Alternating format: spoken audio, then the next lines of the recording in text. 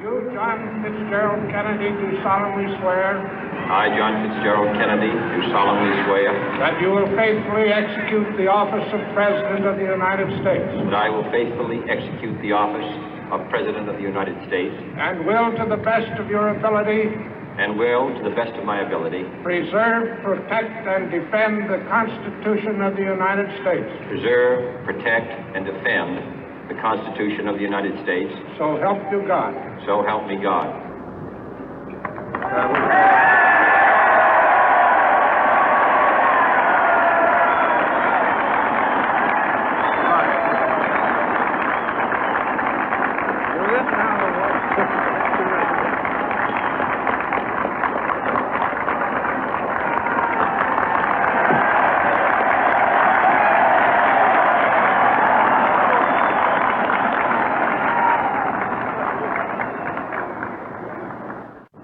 Vice President Johnson, Mr. Speaker, Mr. Chief Justice, President Eisenhower, Vice President Nixon, President Truman, Reverend clergy, fellow citizens. We observe today not a victory of party, but a celebration of freedom, symbolizing an end as well as a beginning, signifying renewal as well as change. For I have sworn before you and Almighty God the same solemn oath our forebears prescribed nearly a century and 3/4 ago. The world is very different now, for man holds in his mortal hands the power to abolish all forms of human poverty and all forms of human life. And yet the same revolutionary beliefs for which our forebears fought are still at issue around the globe. The belief that the rights of man come not from the generosity of the state, but from the hand of God. We dare not forget today that we are the heirs of that first revolution. Let the word go forth from this time and place to friend and foe alike that the torch has been passed to a new generation of Americans born in this century, tempered by war, disciplined by a hard and bitter peace, proud of our ancient heritage, and unwilling to witness or permit the slow undoing of those human rights to which this nation has always been committed and to which we are committed today at home and around the world.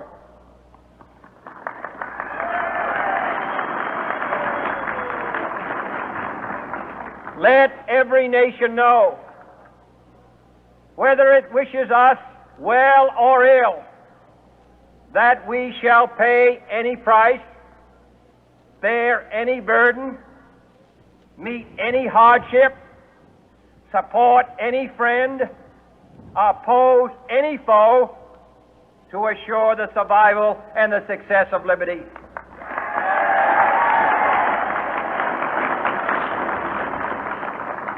This much we pledge and more.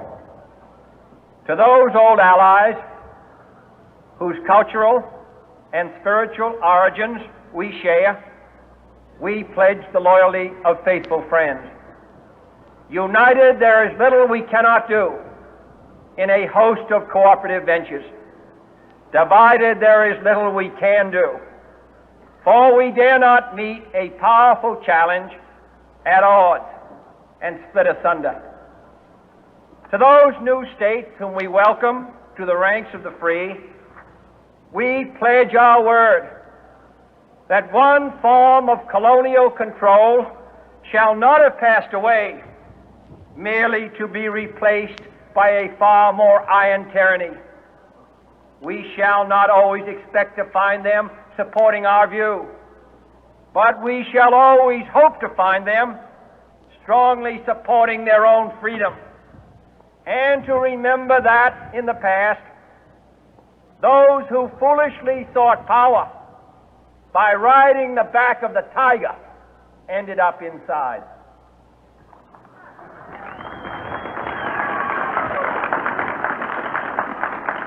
To those people in the huts and villages of half the globe struggling to break the bonds of mass misery, we pledge our best efforts to help them help themselves for whatever period is required, not because the communists may be doing it, not because we seek their votes, but because it is right. If a free society cannot help the many who are poor, it cannot save the few who are rich.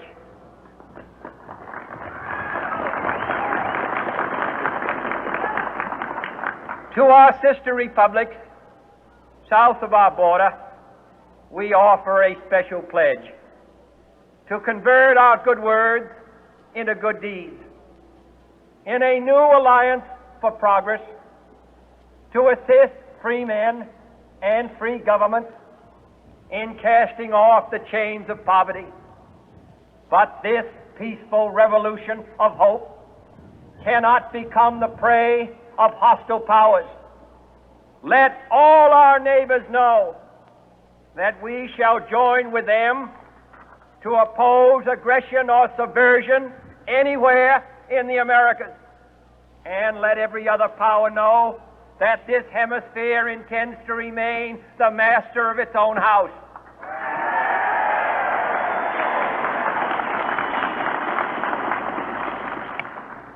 To that World Assembly of Sovereign States, the United Nations, our last best hope, in an age where the instruments of war have far outpaced the instruments of peace, we renew our pledge of support to prevent it from becoming merely a forum for invective, to strengthen its shield of the new and the weak, and to enlarge the area in which its writ may run. Finally, to those nations who would make themselves our adversary, we offer not a pledge, but a request that both sides begin anew the quest for peace. Before the dark powers of destruction, unleashed by science, engulf all humanity in planned or accidental self-destruction, we dare not tempt them with weakness, for only when our arms are sufficient beyond doubt can we be certain beyond doubt that they will never be employed. But neither can two great and powerful groups of nations take comfort from our present course, both sides overburdened by the cost of modern weapons, both rightly alarmed by the steady spread of the deadly atom, yet both racing to alter that uncertain balance of terror that stays the hand of mankind's final war. So let us begin anew, remembering on both sides that civility is not a sign of weakness, and sincerity is always subject to proof. Let us never negotiate out of fear, but let us never fear to negotiate.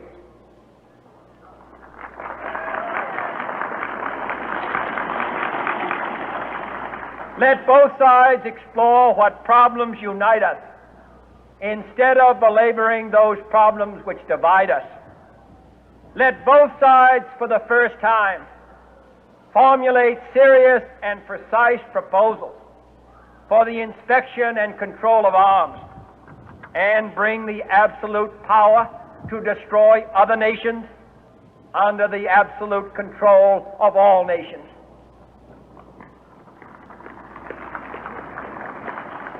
Let both sides seek to invoke the wonders of science instead of its terrors.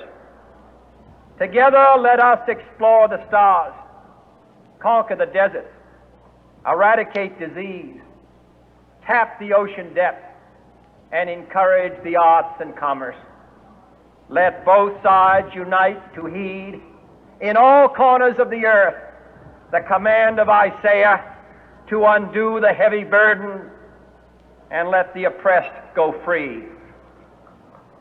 And if a beachhead of cooperation may push back the jungle of suspicion, let both sides join in creating a new endeavor, not a new balance of power, but a new world of law, where the strong are just, and the weak secure, and the peace preserved.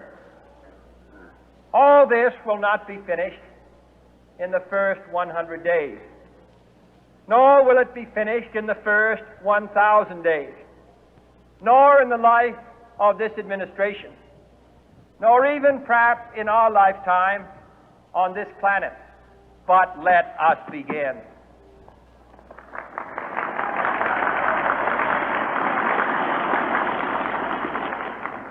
In your hands, my fellow citizens, more than mine, will rest the final success or failure of our course. Since this country was founded, each generation of Americans has been summoned to give testimony to its national loyalty. The graves of young Americans who answered the call to service surround the globe. Now the trumpet summons us again, not as a call to bear arms, though arms we need, not as a call to battle, though in battle we are, but a call to bear the burden of a long twilight struggle, year in and year out, rejoicing in hope, patient in tribulation, a struggle against the common enemies of man, tyranny, poverty, disease, and war itself.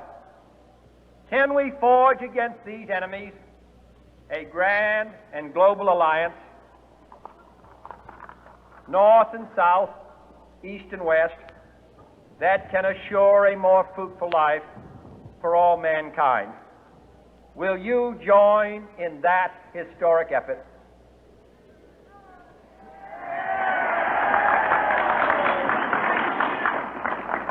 In the long history of the world, only a few generations have been granted the role of defending freedom in its hour of maximum danger. I do not shrink from this responsibility. I welcome it.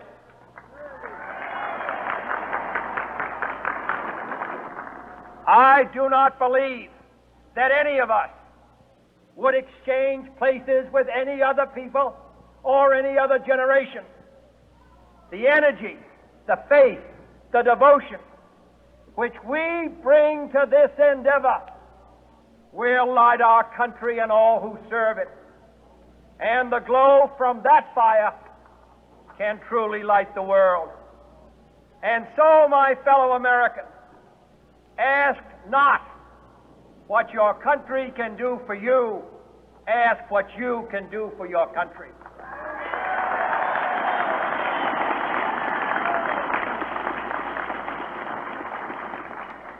My fellow citizens of the world, ask not what America will do for you, but what together we can do for the freedom of man.